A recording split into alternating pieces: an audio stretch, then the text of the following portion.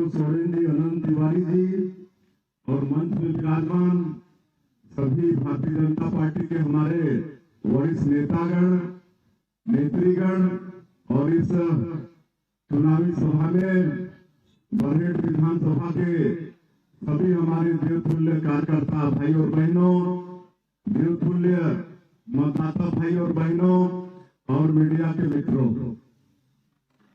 सबसे पहले तो मैं आप सभी लोगों का हृदय से अभिनंदन करता हूं, स्वागत करता हूं।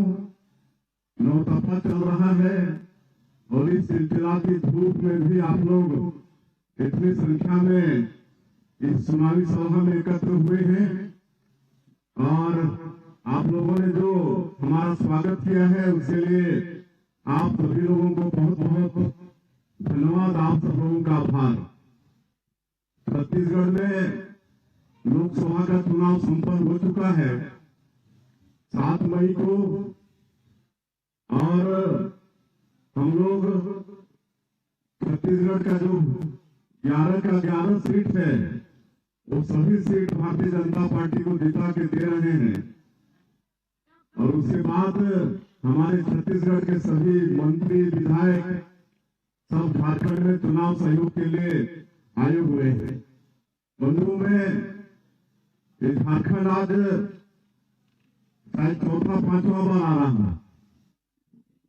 और ये झारखंड पड़ोसी राज्य है और जुड़वा राज्य कह सकते हैं।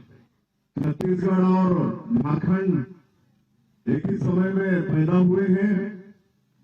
हमारे श्रद्धेय नेता अटल बिहारी वाजपेयी जी छत्तीसगढ़ और झारखंड को एक साथ बनाए 2000 में और इस नाते हम लोग जुड़वा भाई हैं और मेरा तो झारखंड से बहुत गहरा नाता है। हमारी माता जी झारखंड की हैं। खूंटी लोकसभा क्षेत्र में हमारे मामा लोग रहते हैं और वो भी भारतीय जनता पार्टी के नेता हैं और हमेशा हम लोग यहाँ पर चुनाव प्रचार में आते रहते हैं और यहाँ से भी हमारे यहाँ जाते रहते हैं। बंधु, मैं आप लोगों को बताने आया हूँ कि ये जो लोकसभा का चुनाव है बड़ा महत्वपूर्ण चुनाव है। हमारे देश के जो यशस्वी प्रधानमंत्री हैं श्री नरेंद्र मोदी जी, इनको तीसरी बार प्रधानमंत्री बनाने के लिए चुनाव है। ये नरेंद्र मोदी जी का चुनाव है। आप सभी लोग सहमत हैं कि नहीं? नरेंद्र मोदी जी को तीसरी बार प्रधानमंत्री बनाना है ना, तो सब लोग हाथ उठाइए, एक बार आशीर्वाद दीजिए नरेंद्र मोदी जी को। बहुत बहुत धन्यवाद। देखिए, नरेंद्र मोदी जी एक गरीब का बेटा है, एक चाय बेचने वाला का बेटा, और मैं इसका जिक्र इसलिए कर रहा हूं कि गरीब आदमी ही गरीब आदमी का दुख तकलीफ को जानता है। वो दिल्ली बॉम्बे में पैदा होने वाला वो नहीं जानता है।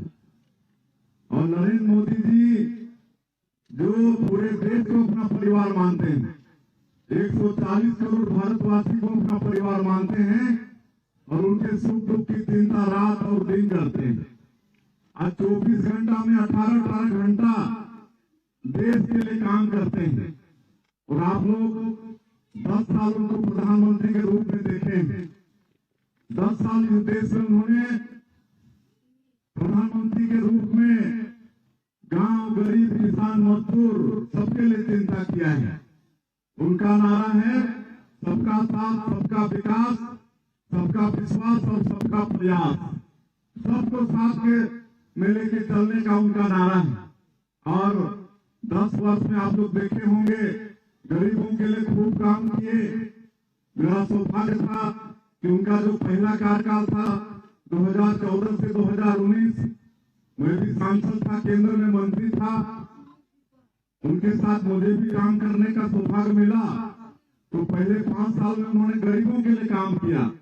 गरीबों को पक्का का मकान देने का काम, गरीबों को गैस का सिलेंडर देने का काम, घर घर खाता खोलने का काम, माता बहनों को धुआं से मुक्ति दिलाने के लिए गैस सिलेंडर देने का काम।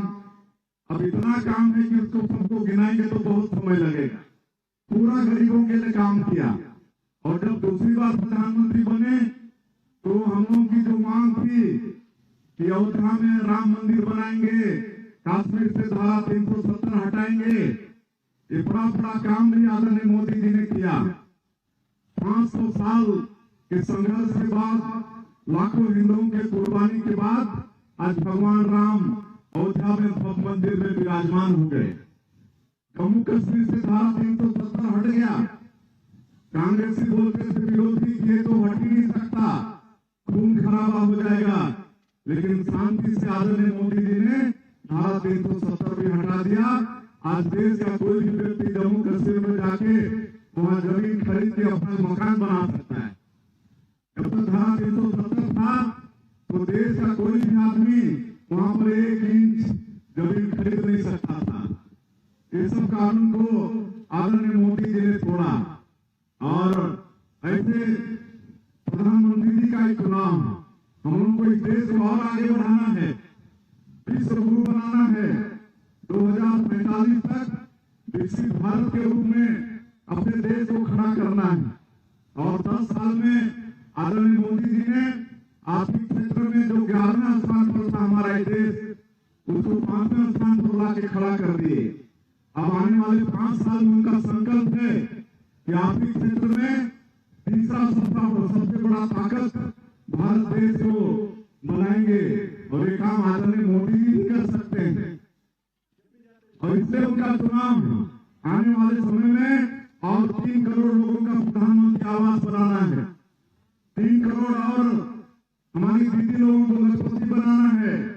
हमारे मुद्रा योजना में हमारे बेटा बेटी उनको रोजगार में जो 10 लाख लोन जिसका गारंटर स्वयं प्रधानमंत्री जी भारत सरकार होता है वो 20 लाख करना है। ये सब चुनावी घोषणा पत्र में है। तो इसलिए अच्छा काम करना है। इसलिए आने वाला ये लोकसभा चुनाव का बड़ा महत्व है और आप सब लोगों से आज मोदी जी के लिए आशीर्वाद मांगने आए। आज बड़ा दुख लगता है, झारखंड और छत्तीसगढ़ एक साथ पैदा हुए और दोनों प्रदेश में खनिज संपदा भी भरपूर है, वनोपज भी है, यहाँ की धरती माटी उर्वरा शक्ति से भरपूर है, मेहनतकश किसान है। लेकिन अगर विकास में तुलना करें तो झारखंड से ज्यादा छत्तीसगढ़ का विकास हुआ है। आप लोग जाते होंगे तो देखते होंगे, वहां पर 15 साल भारतीय जनता पार्टी की सरकार डॉक्टर रमन सिंह के नेतृत्व में था। अभी 2023 में फिर भारतीय जनता पार्टी की सरकार है। शुरुआती के क्षेत्र में 3 साल कांग्रेस पार्टी की सरकार थी बहुमत के आधार पर, लेकिन 3 साल में वहां की जनता कांग्रेस पार्टी को सत्ता से हटा दी और भारतीय जनता पार्टी को जिताई और लगातार 15 साल तक भारतीय जनता पार्टी की सरकार ने छत्तीसगढ़ का विकास किया। अभी 5 साल 2018 से 23 फिर एक बार वहां की जनता कांग्रेस पार्टी को सरकार में बैठा दी, लेकिन कांग्रेस की सरकार विकास की दृष्टि से छत्तीसगढ़ को 5 साल 10 साल पीछे धकेल दिया। तो अभी जो चुनाव आया 2023 का, तो फिर छत्तीसगढ़ की जनता भारतीय जनता पार्टी को सरकार में बैठा दी और आज एक आदिवासी को मुख्यमंत्री आदरणीय मोदी जी ने बनाया है, जो आपके सामने खड़ा है। आज 100 दिन में हम लोग बड़ा काम किए हैं छत्तीसगढ़ के अंदर में। 5 साल वहां गरीबों को प्रधानमंत्री आवास नहीं मिला तो 18 लाख प्रधानमंत्री आवास की स्वीकृति दिए। 24,72,000 से ज्यादा किसानों का धान खरीदे 145 लाख मीट्रिक टन और उसका जो अंदर की राशि था 13,500 करोड़ दिए। 2 साल का धान का बोनस 3700 करोड़ रुपया दिए।